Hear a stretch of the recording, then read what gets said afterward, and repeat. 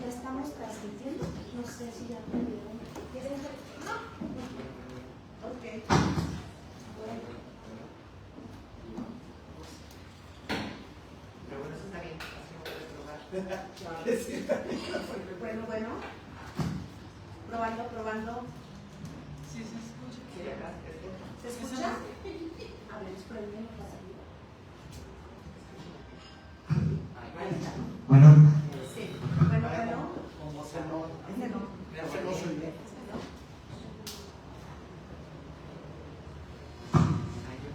Bueno. ¿Cómo está? Bien, vamos a ver así. Bueno.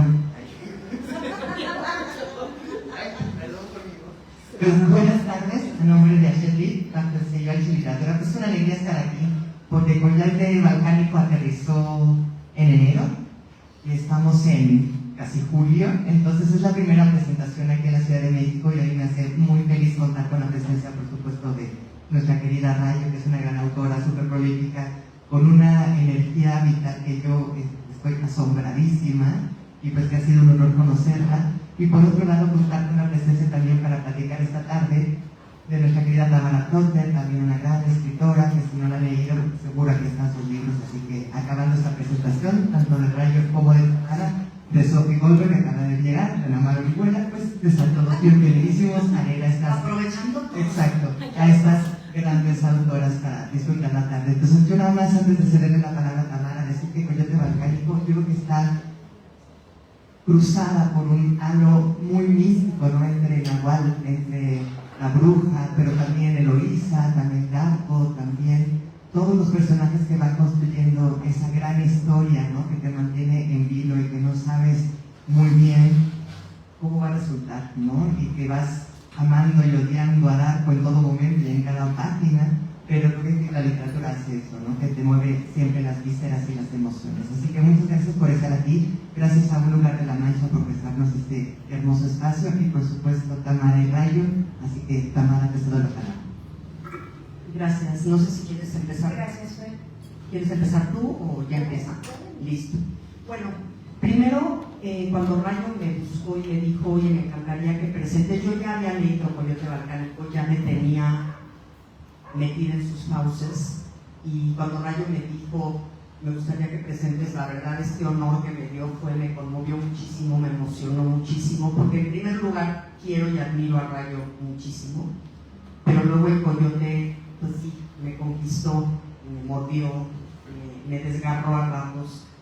Y entonces, bueno, más que una presentación, quisiera que esto fuera una charla. Y generalmente cuando presento un libro empiezo por el principio, ¿no? Empezamos a analizar, empezamos a hablar de la historia y todo, pero en este caso voy a empezar por el final. Porque cuando llegué a los agradecimientos decía a la adorable Tatiana que le regaló memorias íntimas. Y por supuesto, soy escritora, los escritores somos chismosos a fuerza, si no somos chismosos no somos escritores.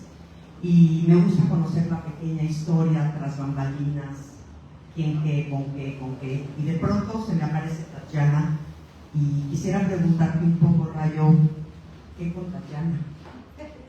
Primero, Tamara, quiero decirte que eres muy correspondiente, que te quiero muchísimo, que tú sabes que tu novela la he regalado un montón de veces desde que la leí, te lo dije, y que adoro tener el privilegio, el honor de que seas tú quien me acompañe aquí.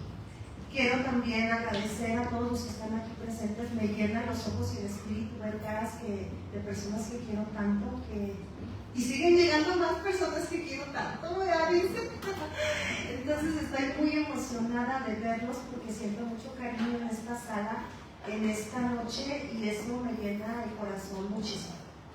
Entonces, para mí pues es como que mi coyote está llegando a una guarida llena de corazón, y que eso pienso que le va a dar un empujón para buen destino.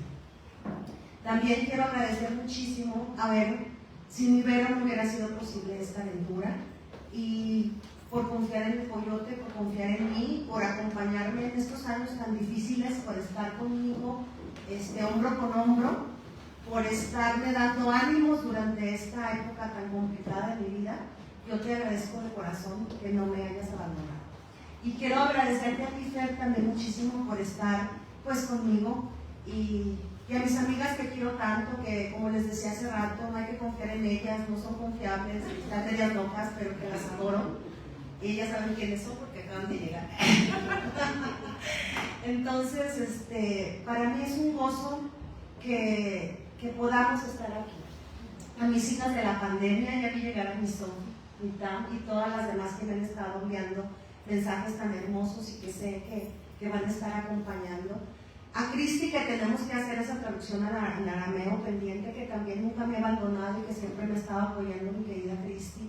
A Nomar, que me ha acompañado hasta en prólogos, y lo cual me siento muy halagada y que también te admiro y te quiero muchísimo. Entonces, yo creo que pues está esta sala llena de sentimientos y de cosas bien bonitas. Con Inés estábamos viendo que teníamos 10 años sin vernos y sentíamos que nos veíamos diario. A mi Mónica, que somos 30 años juntas, ¿no? 30 años, desde que éramos unas niñas bebecitas de 6 años. O sea, de verdad que me siento muy contenta, muy halagada, y ha valido la pena recorrer esos kilómetros desde Guanajuato para llegar aquí. Hace 10 años, cámara, llegué a Celaya, desde donde soy originaria, y me encontré con una amiga a la que le mando un gran abrazo con mucho cariño, que tenía yo tiempo que no veía. Y cuando le dije, ¿dónde estabas metida? Porque hacía tanto que no te veía, me empezó a contar lo que había vivido con un ser. Ella se llamó Oliva, le mando un abrazo con todo mi corazón, y cuando terminó de narrar la historia, le dije, yo tengo que escribir una novela inspirada en lo que me acabas de decir, porque yo no tenía idea, no sé si a ustedes les ha pasado, que dejan de ver a personas mucho tiempo y ni idea tienen de las batallas que vivieron, ni idea tienen de las batallas y de las luchas que han salido, de la adversidad que han atravesado. Me conmovió tanto que dije, yo tengo que ir a los batallas y tengo que hacer el recorrido que tú hiciste, pero al revés, ¿no? Y 20 años después, ¿no? 18 años después. Entonces, ahí fue como que el origen, el ovulito con el esperma que se metieron, ¿no? En el vientre literario de Rayo. Ahí se quedaron. Y cuando empecé a ir a los Balcanes, pues todavía fue peor el asunto con esta historia, porque me enamoré más de la narrativa que yo estaba creando en mi cabeza. Cuando yo llamo a la agencia de viajes y les digo que quiero viajar a Belgrado, la de la agencia de viajes me dijo, es que está usted loca que va para allá, se le vaya a pasar algo y luego me está diciendo un boleto, ¿cómo va a ir sola? Y entonces yo le dije a mi esposo, oye, la de la agencia de viajes se sacó mucho de onda de que yo me quería ir a Belgrado, y me estoy hablando del 2015. Y entonces me dijo mi esposo, no es que no vas a ir sola, si vas a ir yo te voy a llevar. Y a mi hija dijo, yo, pues yo también voy. Y fuimos la primera vez todos juntos porque no quisieron dejarme ir sola. El referente que tenían era los francotiradores, las masacres de las guerras de los Balcanes, los ríos de sangre, la ciudad bombardeada, bla, bla, bla. No había como que otra cosa más amable en la situación y no quisieron dejarme ir sola. Cuando yo voy a planear este viaje, aparece una de mis alumnas, exalumnas de Sinaloa, en la época que yo vivía allá en Culiacán, y me dice, yo tengo una conocida que es serbia, pero habla varios idiomas y da clases online, se llama Sanja Milosevic. Yo contacto a Sanja y se convierte en un ser y me dice, te voy a ayudar en todo lo que quieras, porque lo que más anhelo es que se hable de esa Yugoslavia resquebrajada, pero desde otra voz, y que ya no piensen solamente en Serbia como que es una ciudad en ruinas con francotiradores en los techos. Quiero que nos conozcan, y si tu novela va a ser un vehículo para ello, me encantaría. Cuenta conmigo. Y es ahí cuando aparece Tatiana. Me dice, cuando iba y estaba preparando mis maletas y todo, Estaba por un lado Oliva, que yo pienso que no dormía Tamara, porque yo le mandaba un mensaje de Belgrado a cualquier hora y ella me contestaba. Yo pienso que se ha de haber tomado unas 15 jarras de café para no dormir nunca y estar conmigo en los Balcanes a la hora que fuera, para cualquier pregunta que yo tuviera. Y Sanja me dijo, te voy a presentar a mi mejor amiga, se llama Tatiana Veloso. Ella es periodista, trabaja para muchos medios en Belgrado y ella te va a ayudar. Y después me topé con un gran hombre extraordinario, autor de libros maravillosos como Anatomía Seria, que es Miguel Rodríguez, y que también le mando un agradecimiento profundo. Entonces Tatiana y Miguel se convirtieron en mis traductores y en los que me acompañaron en mis odiseas. Oliva me dijo, te voy a contactar con Lázaro del Toro, que es un músico de jazz cubano, que también aparece en la narrativa mencionado, y que él vive desde hace muchísimos años en Belgrado. Entonces la pandilla se armó, pero Tatiana tenía una característica. Ella y su familia vivieron los bombardeos en Cabo. Entonces Tatiana, desde el punto de vista como periodista, pero también como una protagonista de lo que sucedió en aquel momento de los bombardeos de la OTAN, fue alguien muy importante dentro del acompañamiento. Y de hecho, pues hay una parte en la novela en donde uno de los amigos de Hugo platica de su tierra, es ella. Y lo que narra Hugo es la experiencia de la propia Tatiana, que decía, yo estaba estrenando un amor, era mi primer novio, y nos teníamos que ver y besar entre la chicharra y la otra chicharra y la bomba, exactamente. Entonces, sabíamos nosotros que podíamos agarrarnos a besos en lo que sonaba la chicharra para correrle al refugio en el sótano del edificio. Y algo que me llenó de imágenes mi mente era cuando los serbios empezaron a abrirme sus casas, a invitarme a cenar con ellos. Son grandes anfitriones, comen carne, desayunan carne, cenan carne, bueno, y la carne más deliciosa que se pueda imaginar. Y podía yo tener en la mesa muchas generaciones, los abuelos que habían vivido la época de Tito, la Yugoslavia unida, los que estaban más como de mi rodada, que habían pasado los bombardeos, la transición, la llegada de Milosevic, y los jóvenes que venían siendo ya los nietos, que eran, me encantó la juventud serbia porque todos o tocan un instrumento, o son lectores voraces, o hablan 5 idiomas, y luego cuando les decía, es que ¿por qué hablas 4 idiomas? Es que hay muchas telenovelas, y yo, sí, es que nosotros hemos aprendido español con Talía, con Fernando Colunga, y yo, ¿en serio? Sí, exactamente. Entonces fue un universo que empecé a comprenderlo porque el primer día que yo pisé Serbia, me perdí. O sea, llegas y ves todo el cirílico y dices, o sea, mi Sofi me comprende, pero yo perdí toda punto de referencia. Yo contraté, Miguel me consiguió un taxista que era el que me llevaba por toda la ciudad a hacer la ruta de mi amiga para reconstruir la historia y espiar al verdadero banco.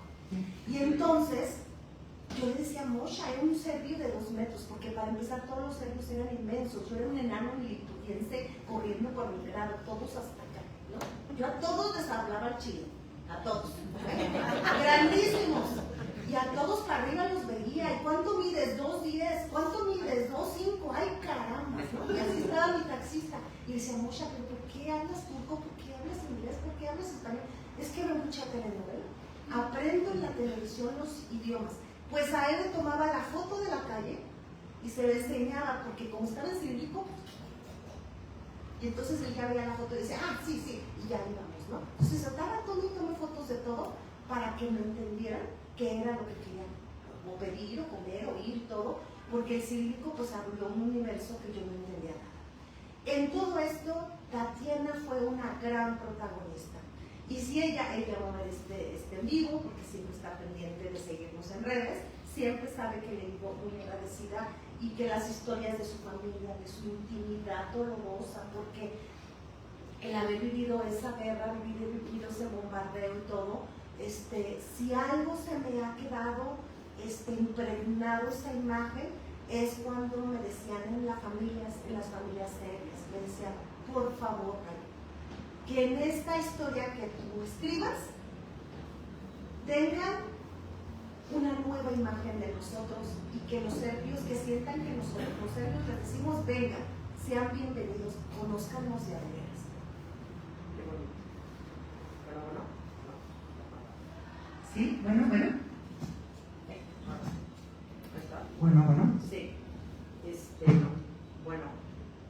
Creo que no tiene. Yo creo que me oyen así, ¿no? Sí. ¿Se escucha bien? Sí. Y si lo ponemos aquí nomás como para ambientar. Bueno. No, es que está como. Bueno, no importa. Entonces, en todo esto que nos platica Rayo, En todo esto que nos platica Rayo y en su novela, a mí me llama muchísimo la atención porque precisamente pensaba yo en todas estas bombas, estos ataques, este sufrimiento. Lo primero que piensa uno cuando piensa en Serbia es en eso.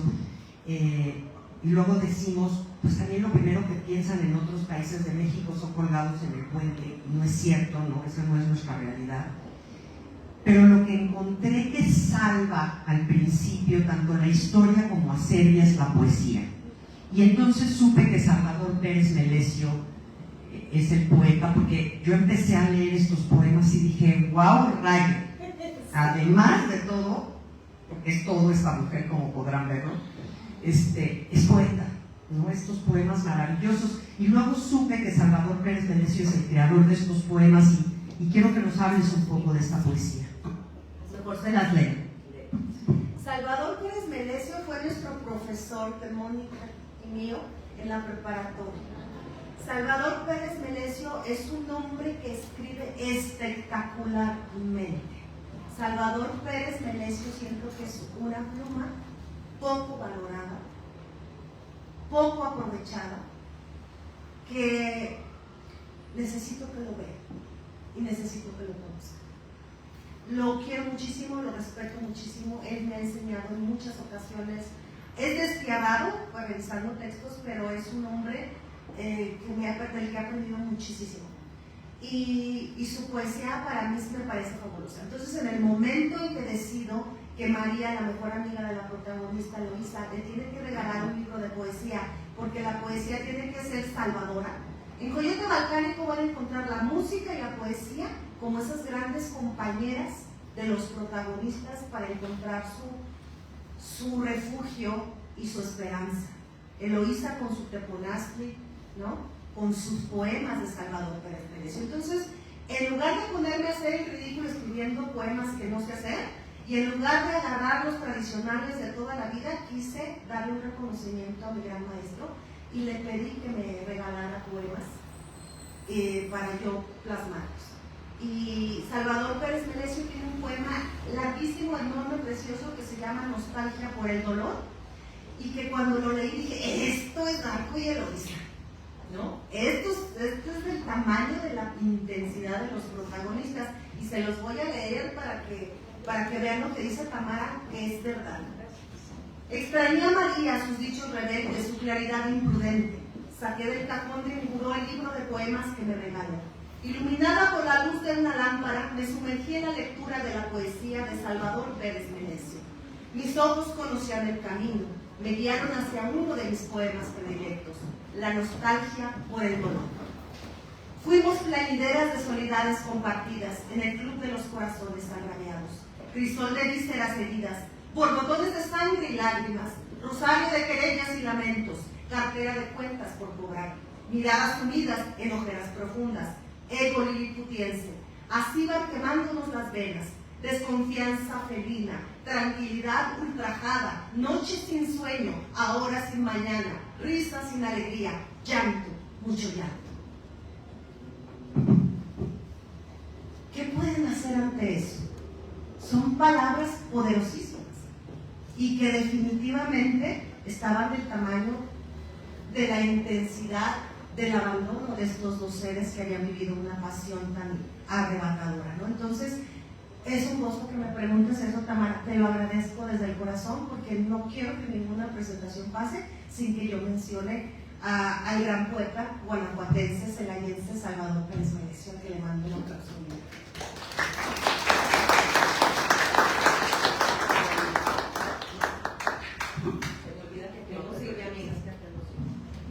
Me encanta. Sí, qué buen poema, la verdad es que sí, conmueve. Y bueno, metámonos ahora sí en la historia, porque de eso se trata, estar en este momento dentro del Coyote. Y creo que si de algo tenemos que hablar, por lo menos en un principio, es de los personajes. Los personajes de Coyote Balcánico son increíbles porque son seres humanos, porque no son maniqueos, porque son seres que se permiten equivocarse, arrepentirse, que tienen luz y sombra, todos ellos. Por más que veamos el oscuro en alguien y el claro en otro, después vamos poco a poco descubriendo los claroscuros en cada personaje. Y eso me encanta, ¿no? Porque yo creo que una buena novela tiene que estar formada por buenos personajes. Sí, la historia es importante, sí, la forma de escribir es importante, pero si no tienes personajes poderosos, yo creo que la historia se te diluye.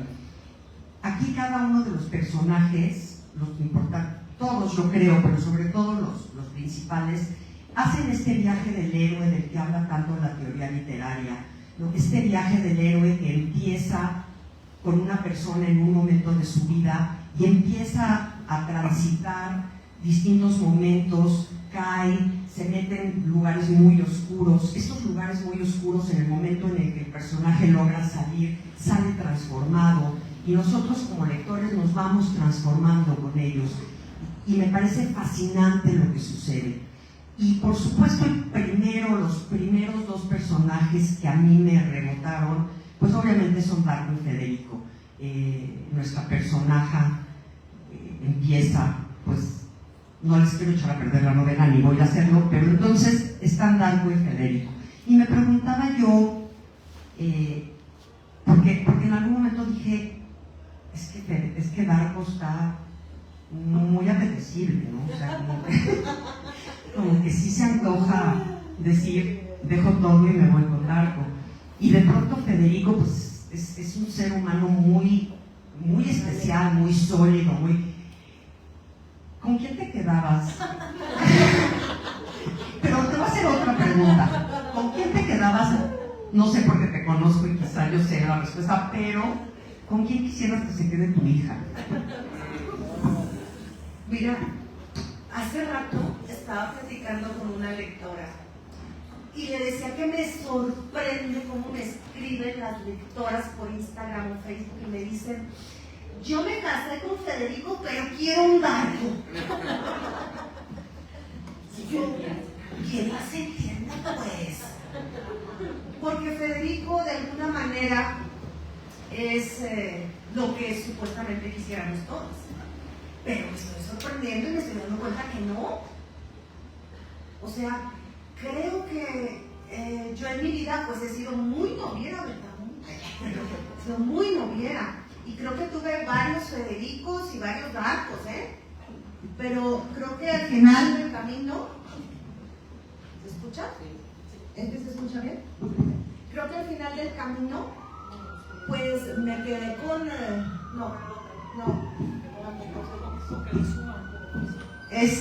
final del camino creo que me quedé con alguien que es como que la mezcla. ¿Con quién quiero que se quede mi hija? Pues esa es una pregunta. Ay, joder. Pues claro que me encantaría que se quede con Federico. Pero sería muy egoísta yo como madre pensar que se puede perder todos los matices que implica el amor, ¿no? Entonces a veces creo que aunque sea por la anécdota, como diría Julia Frías, ahí vamos, ¿verdad? Aunque sea por la anécdota y para tener que contarle a los nietos, de ahí vamos, ¿no? Y creo que también es muy interesante ver en este momento, en la actualidad, cómo hay muchos hombres que se dan el permiso de ser un Federico. Antes no se daban el permiso porque había muchas estructuras que no aligeraban el andar del hombre, ¿no? Pero el día de hoy creo que ya es muy válido ser un Federico que apuesta a tener una sensibilidad que se desarrolle de una manera gentil y más amigable con el otro género, ¿no? Y creo que eso también es un reto de evolución, aunque, te repito, somos todo un universo que es indescifrable y que todavía tenemos muchas aristas por las cuales indagar, no empezar a rascarle ahí, porque ¿cómo es posible que, te digo, me escriban y me dicen, pues sí, qué bonito Federico, Es que yo las entiendo, porque sí, cuando estás leyendo la novela y te lo cuestionas, por supuesto que todas queremos un Federico que nos dé como tranquilidad, como paz mental, como saber que confiamos, como saber que hay una contención, y sin embargo esa pasión desbordada de Darko es algo que claro que se antoja, porque son estas pasiones, ¿no? que quizás hacen la diferencia y nos mueven, y bueno, pues no sé, yo creo que, porque me dijiste, no, es que no las entiendo, ¿por qué? Pues yo creo que es su pluma la que hizo que por eso hay esa duda, ¿no? No salió solita. Yo creo que, y bueno, así como su pluma nos genera esta controversia entre Darko y Federico y toda esta situación que es muy metafórica y muy simbólica dentro de la novela, hay muchos otros símbolos. Creo que esta novela está formada, creada a partir de símbolos, que es otra cosa que la hace muy especial, porque es una novela que es compleja, pero no en el nivel de que sea difícil de leer, sino es compleja en el nivel que nos lleva a muchísimos distintos estadios de lectura, muchos distintos niveles de lectura. Yo la primera vez que la leí, les digo, fue pues, cuando recién salió, y luego cuando Rayo me dijo que la presentara la volví a leer, y por supuesto que encontré muchísimas otras cosas que dije, ¿cómo se me fueron en la primera lectura? Ahora entiendo. Y claro, cuando la lees después, cuando ya llegaste al final y la vuelves a leer desde el principio, empiezas a entender cosas del final que se te clarifican, ¿no? Y es gracias a esos símbolos. Y creo que, bueno, los símbolos, evidentemente la bruja y el nahual, que son dos símbolos increíbles, estos que son la fuerza y el poder, que es esta lucha, que son Serbia y México, que son estas distintas culturas milenarias que nos llevan pues a distintas formas de ser, incluso sin entenderlo. Yo creo que tanto los mexicanos como los serbios somos quienes somos porque tenemos estas figuras milenarias, estos nahuales que a lo largo de nuestra historia nos han ido guiando y hemos entendido, y estas brujas que quizá pueden parecer malas o negras o oscuras, pero que tienen toda esta fuerza y este poder tan importante, ¿no? Y dentro de ese, el que tú ya mencionaste, que es la música. Les voy a leer una frase porque creo que la música es extraordinaria y nos va llevando a lo largo de la novela, y nos dice: la música es la forma predilecta del pasado de escarbar entre los escombros para resucitar emociones que simbraron el espíritu y estremecieron la carne. Esa música de la que hablas, este símbolo, ¿nos quisieras decir un poco más? Sí, fíjate que la novela son 10 años de trabajo y es un homenaje a muchas cosas. Es un homenaje a mi estado, a Guanajuato, a Mineral de Pozos, que es un pueblo precioso. Me encanta cuando lectores me dicen, qué hermoso pueblo creaste. Yo no lo creé yo, está en Guanajuato, a media hora de San Miguel, Allende Valle. Es el único lugar del planeta en donde todavía se fabrican teponaztlis, instrumentos prehispánicos. Está la última generación de artesanos. Si ellos mueren, ya no hay quien los fabrique. Si aquí en la Ciudad de México quieren ver estas maravillas que son los teponaztlis, hay unos imponentes en el Museo de Antropología e Historia. En ese pequeño pueblo de Guanajuato, el canto de la madera, de la piedra, del río, del viento, son los sonidos que van a encontrar. Después de esa bonanza, después de toda esa maravilla, van a encontrar ese pueblo que aún conserva esto. En la novela hablo del Festival de la Toltequidad que emerge en los años 80, en donde hay un grupo que se llama La Tribu, que hasta la fecha son los únicos que tocan esta música autóctona con instrumentos creados por ellos mismos, etc. Y en el momento de elegir perfilar a Eloísa, a la Eloísa de Coyote, yo busqué una mujer con sangre chichimeca en sus venas, nacida en Mineral de Pozos, cuyo guardián espiritual es nuestro nahual mexicano. Ella trae en su sangre una condena ancestral, pero en esa condena ancestral que trae su linaje también viene ese guardián, que me encanta en nuestra mitología, que cuando nace una persona, nace un animal, y ese animal será su protector. Ese es nuestro gran nahual. Y cuando estoy en Serbia me percato de que hablan mucho de los balacos, de las adivinaciones de ese pueblo que tiene dones, y hablan de las brujas. Si ustedes analizan todas las brujas de Disney y de todo lo que vean, son brujas que vienen de Europa del Este, de Rusia, de toda esa zona. En los Balcanes la bruja es la bruja, ¿no? O sea que Buka, la que ha creado para esta confrontación de seres mitológicos que son la representación de las luchas que van a vivir los personajes en la tierra, no es otra cosa que un homenaje a nuestra cultura. Nuestra cultura de la muerte está también en el bardo, porque a mí me encanta, y como una mujer que últimamente vive mucho en Francia, me encanta cuando allá ven las demostraciones que tenemos el Día de Muertos, porque nosotros tenemos una relación con la muerte única, que hasta uno se asusta, ¿cómo que vienen? Y que no, claro que ahí están, y claro que les damos de comer, y claro que regresan, y claro que están aquí con nosotros en este momento nuestros ancestros. Entonces, al crear a los ancestros que van muriendo y que se van yendo, los personajes que mueren se van yendo al bardo, fue un homenaje a mis abuelas, a mis abuelos, a mis ancestros, y ellos están hablando un español que ya no se habla, van a leer una forma de hablar que ya no se, como diría, se estila, ya no se estila, ya no se usa. Entonces, era el homenaje a ellos, ¿no? Y el homenaje a la música prehispánica de nosotros los mexicanos.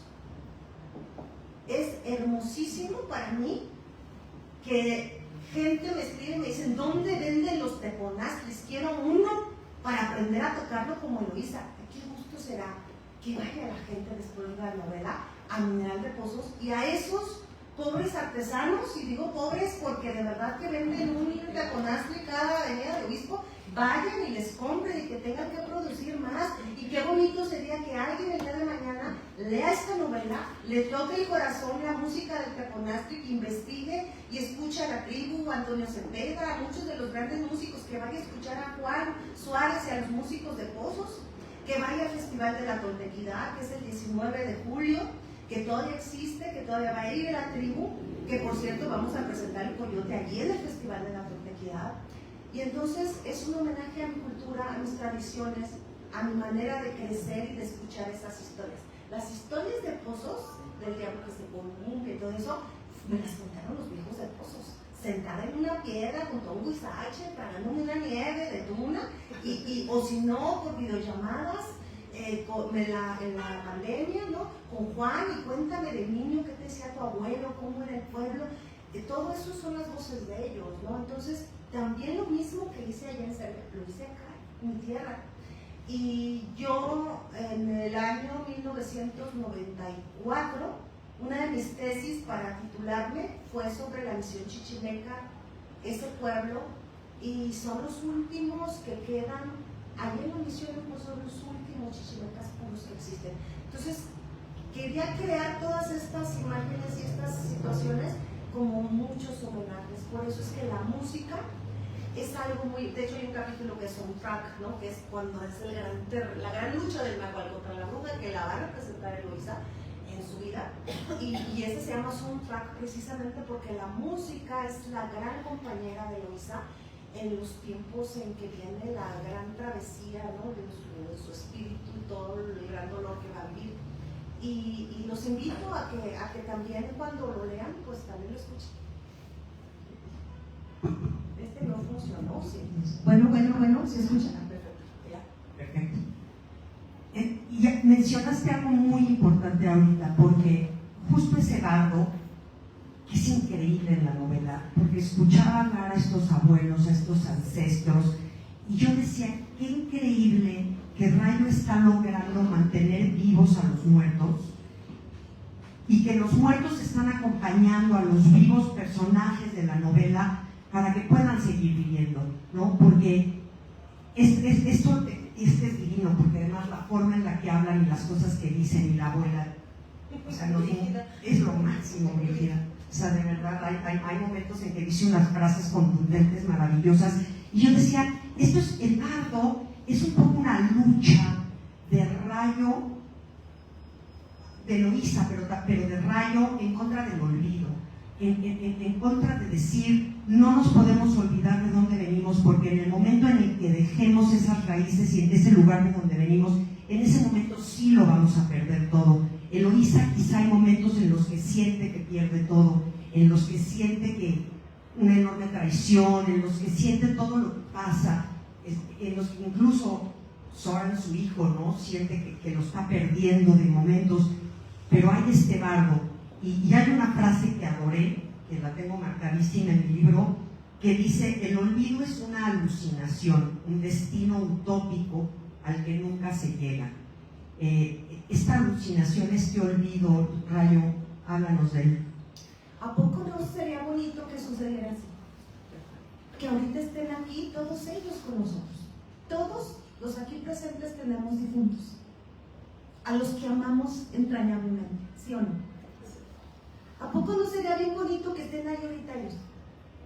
Aquí, y yo les aseguro que aquí están con nosotros. A mí me gusta pensar que sí están aquí, que aquí está mi abuela, mis abuelos, mi bisabuela que era bien canija como Brígida.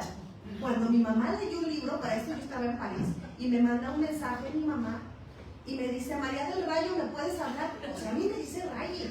Cuando mi mamá me dice María del Rayo, digo, ¿qué pasó? ¿Qué pasó? Entonces le marco, mamá, ¿qué pasa?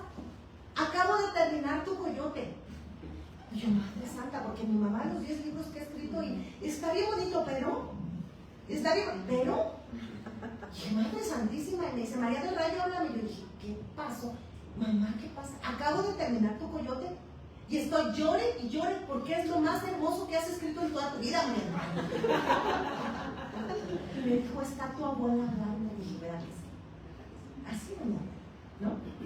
Así era mi abuela, y lo hablaba mucho con Elmer Mendoza, que me acompañó mucho en el proceso. Mauricio, ¿cuántas mañanas nos pasamos con esos puntos y comas? Aquí está mi querido Mauricio Carrera, que fue mi compañero tallereando coyote. Y así era mi abuela, porque como acaba de decir Tamara, no quise matarlos, o sea, yo quiero que sigan vivos. Nosotros somos mexicanos y sabemos que ellos vuelven, y les hacemos comida, y los esperamos con mucha emoción. Entonces van a leer una novela en la que se van a acordar de los que ya se fueron, y nunca los van a olvidar, menos los van a olvidar después de leer Coyote. Y esa era mi abuela, por eso mi mamá lloró, porque, por ejemplo, se muere el yerno, ¿no? Y llega esta Brígida allá en el bardo, y los que van muriendo van llegando. Llega una ancestra de Darko, Ángela, y llega al bardo y no le sabe decir, ¿no? Porque pues, la Brígida es mujer de campo, rebosada, ¿no? De esa sabiduría genuina, ¿no? Claridosa, ¿no? Por eso vienen palabras que ya dejaron de usarse, porque así hablaba esa gente, y la forma de rescatar también esas palabras y que ahí queden. Y claridosa como es Brígida, ¿no? Se muere y le dice, por ejemplo, ¿no? Santiago, mire, llegó Ángela. Ay, no, eso está muy difícil, yo te voy a decir Angelita, si te parece, ¿no? Y luego dice, no, Angelita, téngale paciencia a mi suegra, así como la ves, una mujer muy bondadosa y muy sabia. Y entonces Brígida, con su onomatopeya favorita, ¡pum!, se tiene uno que morir para que digan eso. O sea, así era la gente, así era mi abuela. Mi abuela era de dicho, no, aquí te jodes y en la barranca sobras y nos quedamos así. Usted no pide hasta que choque. Esa es la voz de mi abuela, por eso mi madre lloró, pero yo creo que todos los aquí presentes y los que nos estén viendo en la transmisión, tenemos nuestros difuntos, tenemos nuestros ancestros, y sería bien bonito que fuera como un coyote, ¿no? Absolutamente. Por supuesto, y siguiendo esa línea, esa idea, justamente todos nos vamos a identificar a leer Coyote con los personajes de Coyote, porque aunque pareciera que Eloísa pues está viviendo una aventura y un momento en que Zoran quiere, yo creo que todos los lectores de Coyote nos vamos a identificar precisamente porque todos tenemos a alguien que ya se fue y que quizás sentimos que nos habla de repente, a quien le pedimos consejo cuando no sabemos qué hacer. Todos tenemos a alguien que ha sufrido un mal de amores, alguien o somos nosotros o las dos cosas. Esta lucha por buscar a un padre ausente, pero que sin embargo queremos creer que nos quiere.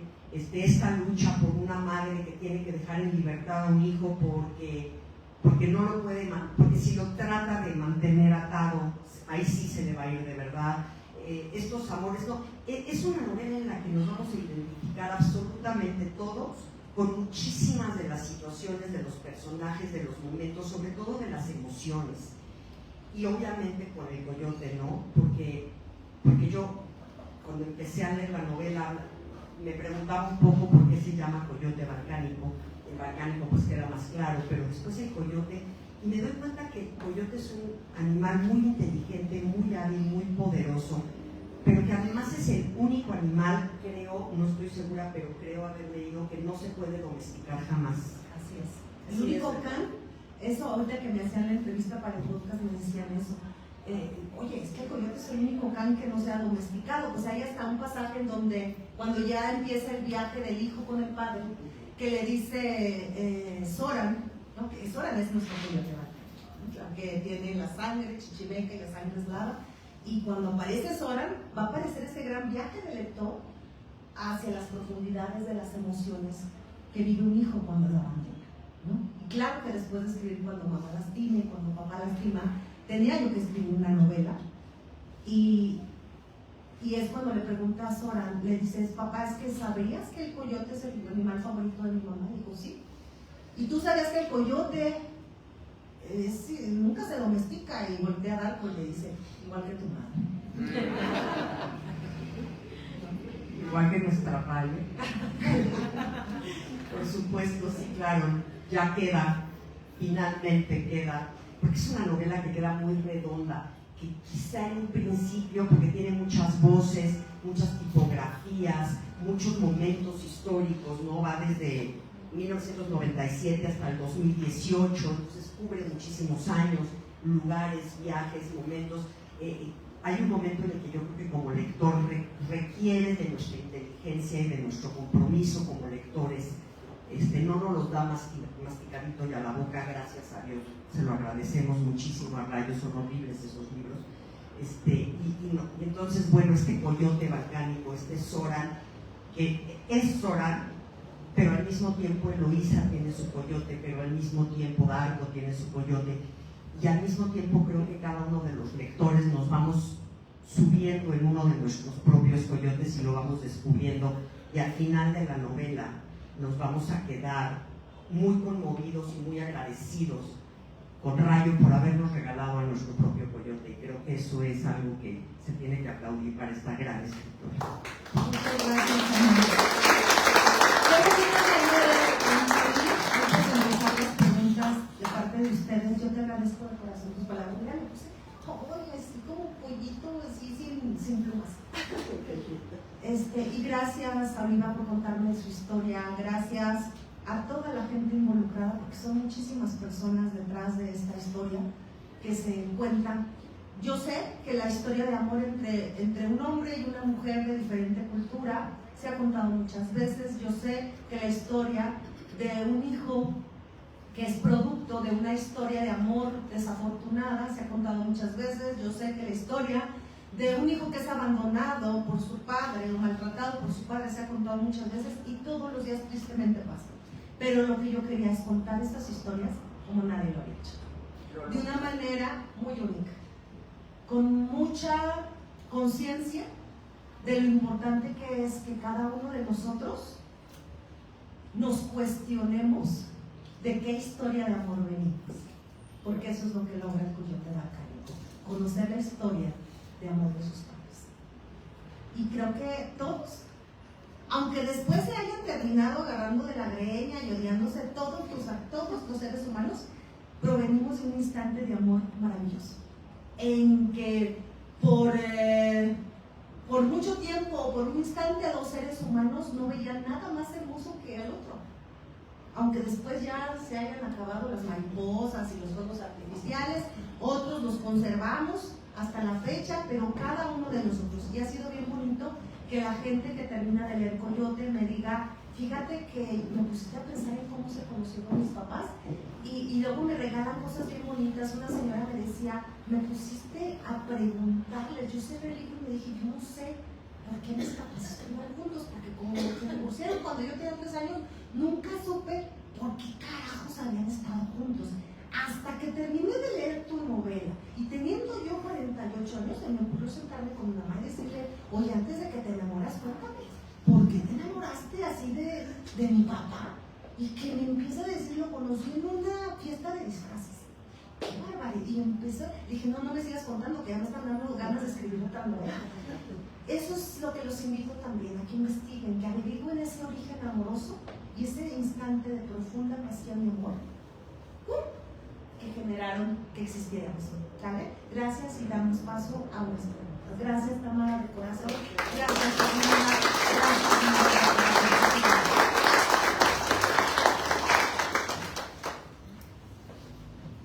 No sé si tienen preguntas. Paso al micro.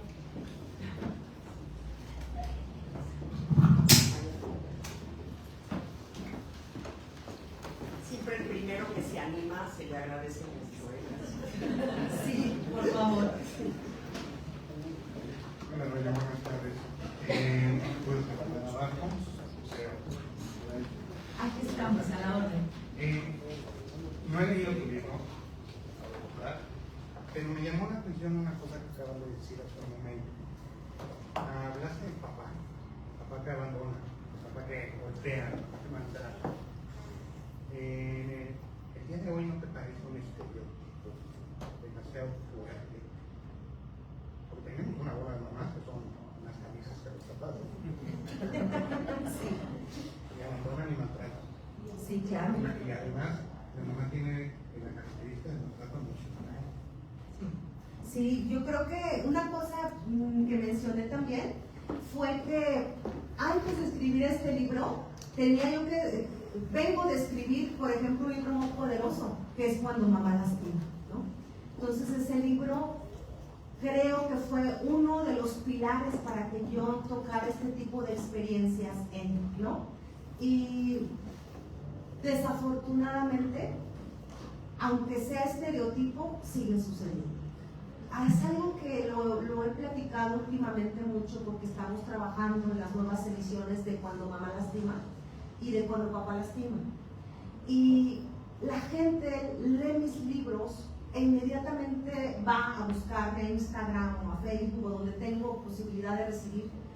Y fíjate que es bien triste que todos los días lleguen historias de maltrato. De papá y mamá, parejo, parejito. A mí me encantaría que eso fuera cada vez menos.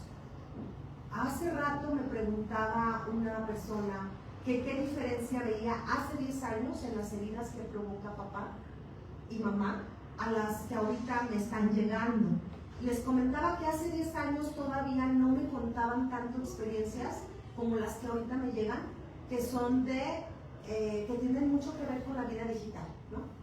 O sea, mi mamá está bien ausente y en su rollo y sube contenido a redes, pero todo lo que sube en redes no existe. Nuestra realidad con nuestra mamá es otra completamente diferente, ¿no? Eso no era muy frecuente hace 10 años que publiqué Cuando mamá lastima. Entonces, por eso se ha realimentado esa historia. Pero, tristemente, siguen siendo. Y como tú decías, no solamente de papá, de mamá. Y no solamente de papá y de mamá, también de los hijos. Por eso es que viene Cuando los hijos lastiman para el próximo año. Entonces, creo que más bien es momento de que amigablemente con nuestra propia historia personal indaguemos por qué nos tratamos como nos tratamos las personas que deberíamos de amarnos. con mucho respeto y con mucha responsabilidad. Entonces yo los invito a todos a que cualquier tipo de lectura que tomemos y que toque estas temáticas nos ponga a reflexionar y que chequemos en qué estamos aportando para que mejoren nuestras relaciones con nuestros vínculos más poderosos, ¿no? Ahorita me decía una persona de 80 años hace como 4 días que le encantaban las herramientas que el día de hoy tenemos para averiguar. Aquí tenemos a 2 expertas en esto, mi querida Namar y Shuli, ¿no? Que nos apoyan tanto en sus contenidos para que nosotros entendamos qué hacer con esas cosas. Así que yo las invito a que las sigan y que las averigüen, porque siempre tienen palabras muy valiosas para este tipo de situaciones. Y creo que también algo de lo que me siento muy contenta es que hace 10 años fui de las que me atreví contra todo. Fui porque a mí me decían, no escribas eso, ese libro nunca se va a vender. Y mira que es el más vendido. Me atreví a hablar de la mamá desde su ángulo humano, ¿no? Y cuando mamá lastima. O sea, porque yo crecí con la idea de que mi mamá era intocable y que todas las mamás eran buenas y que todas las mamás tenían que ser perfectas, ¿no? Y cállate porque es culpa, sientes culpa si hablas mal de tu mamá o de tu papá. Y me atreví, me lancé y no me arrepiento porque quedó un libro muy amoroso y muy espejo, para que muchas personas retroalimenten conmigo y que más de una me diga, me pusiste enfrente las cosas y hasta terapia me fui, porque siempre les digo, si algo te mueve el leer estas historias es porque tienes que buscar ayuda, tienes que buscar apoyo, tienes que buscar herramientas para que todo mejore y todo fluya y que suceda lo que tratamos de hacer todos los escritores desde nuestras trincheras, ¿no? Aportar un poquito a las emociones de los demás para que tengamos una introspección y que nos quedemos con algo valioso. ¿Vale? ¿Y más? Mi querida Marta, bueno, ahí van. Ya la conoces. No, por Dios. Bueno, pues yo más que hacerte una pregunta, mi querida Mayo, quiero decirte lo orgullosa que me siento de ti siempre, porque eres una mujer comprometida con tu letra. Hablabas ahorita de las emociones, que es un despertar cuando uno es escritor, pero tú también creas conciencia. Y eso es algo maravilloso, porque puedes combinarlo con unas letras, ¿no? Y esta pregunta que hoy a todos nos dejas, de qué historia de amor vengo, es preciosa. Así es que muy agradecida contigo siempre, porque sea el libro que tengas, la conferencia que des, el cafecito que nos tomamos, siempre dejas muchas cosas en el alma. Así es que gracias. Ay, te quiero mucho, Marta. Gracias, muchas gracias. Ahí vas. Ay, Ella sabe que hija, has hablado del fardo. Cuando murió mi papá, leer los fardos, bueno, ya no sabía si tirarme a la chimenea o de un balcón o de... ya sé. Ahora que tú has tocado de manera más cercana, ¿cuál es la diferencia? ¿Qué te pasó de haber escrito sobre sus fardos y de tener experiencias en la carne que te han acercado a comprender quizá una situación distinta? Porque es una información muy personal, pero muy importante que nos puedes compartir. Sí, mi querida Isa, las quiero mucho, parte, ya saben que. Pues de alguna manera, creo que Coyote, a lo largo de los años, fue convirtiéndose, sin temor a decirlo, sin ego y sin payasada, en algo como trocitos de sabiduría que yo quise poner en las voces de los vagos, ¿no?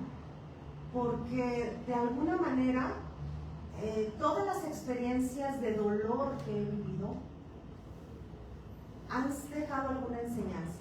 Y de hecho ahorita es en lo que estoy trabajando, escribiendo en una novela sobre el dolor, ¿no? Aquí está mi querido Vincent, que va a ser un protagonista de mi novela definitivamente, porque estos hombres son magos, tienen unas manos mágicas, conocen el cuerpo humano tan a la perfección, que si algo he entendido es que el dolor es un mensajero, ¿sí?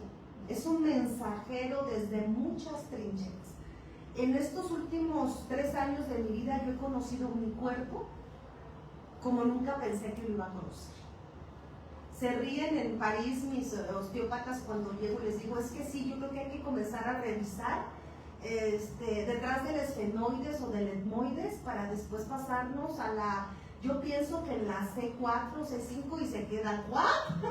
O sea, me entienden a la perfección y aquí está Vincent que no lo dejo mentir.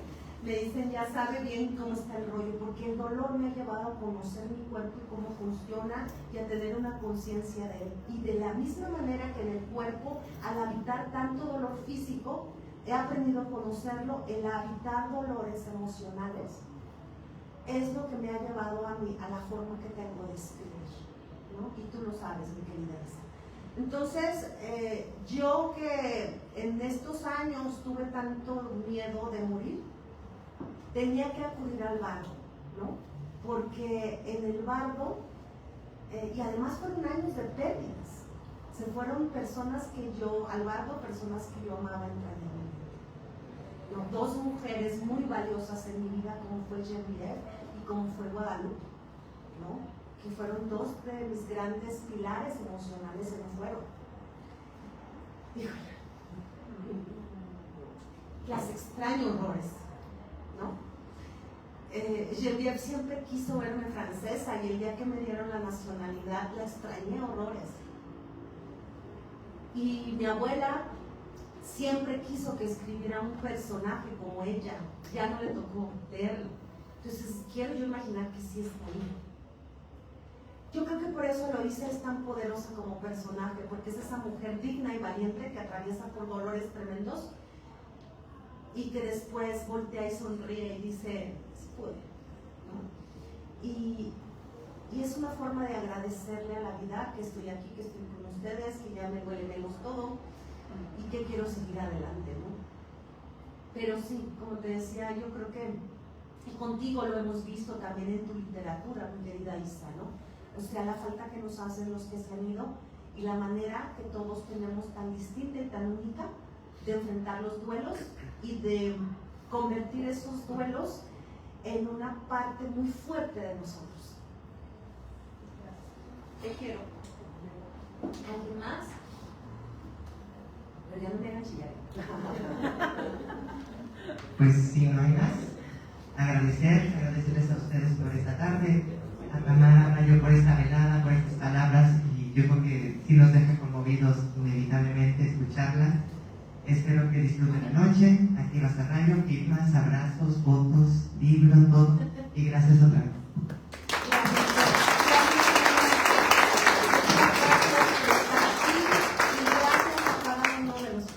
De veras, ojalá que reciban a mi coyote en su casa, en su hogar y en su corazón.